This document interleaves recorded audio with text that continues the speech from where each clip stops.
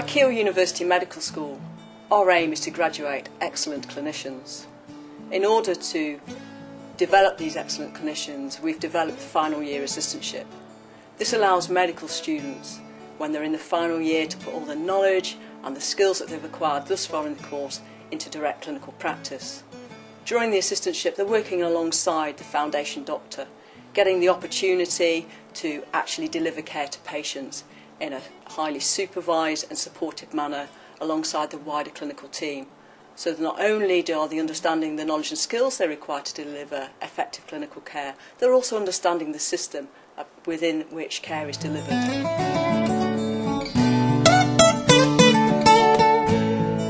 I think everybody who works in the medical profession as a doctor will remember their first few days as at work as a very anxious and worrying time, really, and the assistantship is aiming to help try and reduce that anxiety and make the transition between a Year 5 medical student and a junior doctor a much smoother one.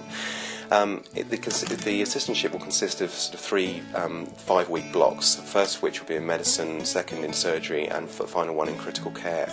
And the placements vary really depending on what speciality you're in. So in the medical block they may get experience in cardiology, respiratory or gastroenterology. In surgery it could be vascular, upper GI or lower GI. And in critical care they get some A&E and anaesthetics experience as well, but much more sort of acute medicine.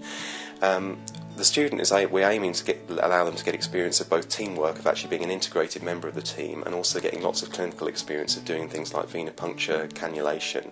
But it's hoped that all of this will make them a much more competent and confident junior doctor and give them a real insight into what the job is all about. On the assistantship, we are basically assistants to the F1s. During the ward rounds on medical and surgical attachments, you will act as a secondary F1. You can aid the F1 in all of their jobs, really. You can do the note-taking as the consultant sees the patient. You can order the tests or the scans on order comms for the F1. And you're there really just to keep the ward round running smoothly and seamlessly so the consultant can get on to the next patient and get on with their jobs throughout the day. This could involve taking bloods if there aren't any nurses or phlebotomists around as well, just to speed things up a little bit on the wards. Generally in SAU, what you're doing is clerking in patients, formulating a management plan and starting that management with you. Again, you can be taking bloods, you're doing the jobs there, you can be citing Venflons and starting drips as well, and prescribing as well. So any simple analgesia you can prescribe as long as you've got the F1 supervision and the SHO supervision there. As part of the assistantship, the students get the opportunity to go to clinic with the consultant and the senior team of registrars as well, and during their time in clinic they get the opportunity to go and see new patients, take histories and perform examinations supervised by the senior team. I mean, it's an excellent learning opportunity for them to get feedback about their examination skills and also their history taking skills, as it's one of the features and one of the jobs of a junior doctor that they're going to be doing quite frequently whilst at work. So it's hoped that again that extra experience that they're getting with this under supervision will benefit them when they start work.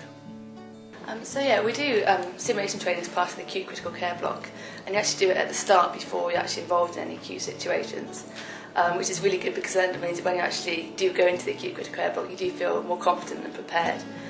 You're given a scenario, so your patients come in, what's been going on, and then you're told to leave the station, and it really taught me that in an acute setting you do need to know what's going on. There's no point in guesswork at all.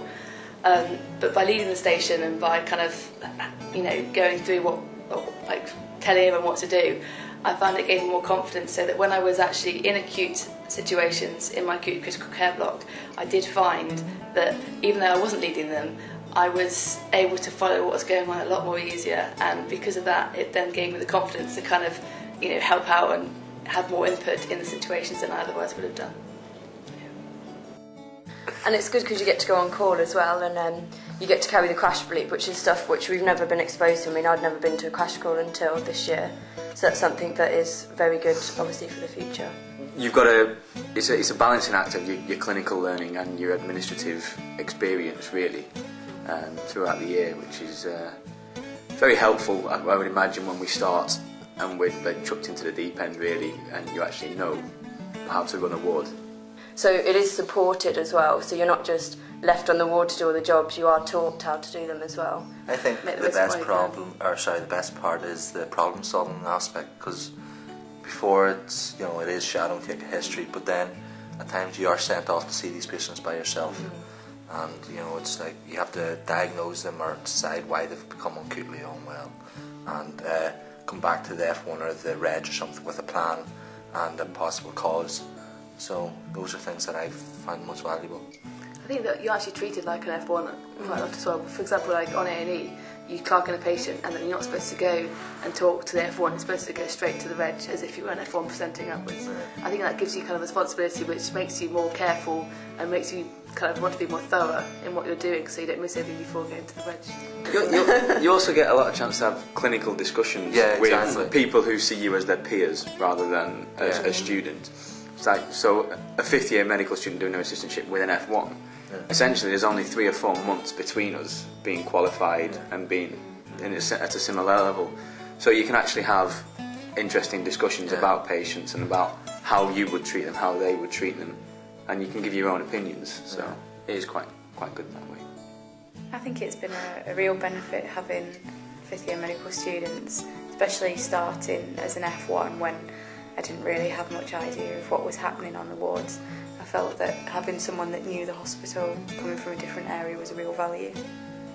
Yeah, I found sort of doing ward rounds for the first time, especially surgical ward rounds, flying around, it was a great help to have someone else there, just someone else that could write in the notes, someone else that could listen, someone else that could check the ops chart, do all the other things, so that everything could just be done slick and we could get the ward round done effectively. Then that meant that we had more time to do stuff properly throughout the day.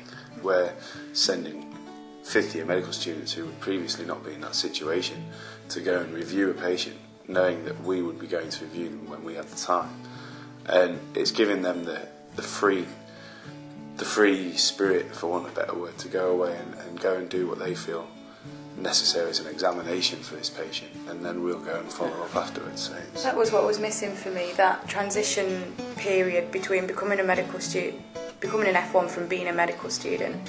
So suddenly I was saying, oh sorry, I can't help you, I'm just a medical student, and then the following day I was expected to deal with that situation.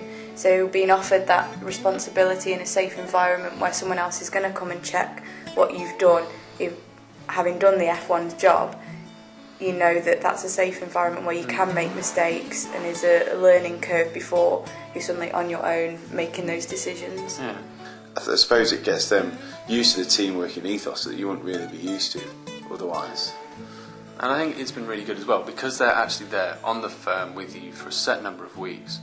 I found sometimes in medical school, often you didn't get to interact with any of the healthcare professionals. All you had to do was go and follow your doctors all day, and you never had to sort of ask anyone else for some help. So with these guys, if we ask them to do some jobs for us, then they end up saying to the nurse, you know, would you mind doing this for me? Can you give me a hand? Can we do this sort of thing? Which is something that was a little bit strange to start with, sort of asking other people to do stuff for you at the start. Breaks that barrier. Yeah. And I genuinely feel that the medical students I've had have become friends as well. I've really appreciated them being there. I've got to know them on a more personal level as well. The idea behind the assistantship, as you can see, is it's a very simple one, really, and it's hoped that the programme that we've instituted with the experience both on the wards and in clinic is going to make the student a lot better equipped for the challenges that they're going to face, really, and hopefully the students will actually feel the benefit when they start work, and they've already experienced a lot of the jobs that they're going to have to do as an F1 doctor, and so they'll be better prepared for it, and hopefully it'll allow them to integrate better into their teams and overall enjoy the experience of being a junior doctor a lot better.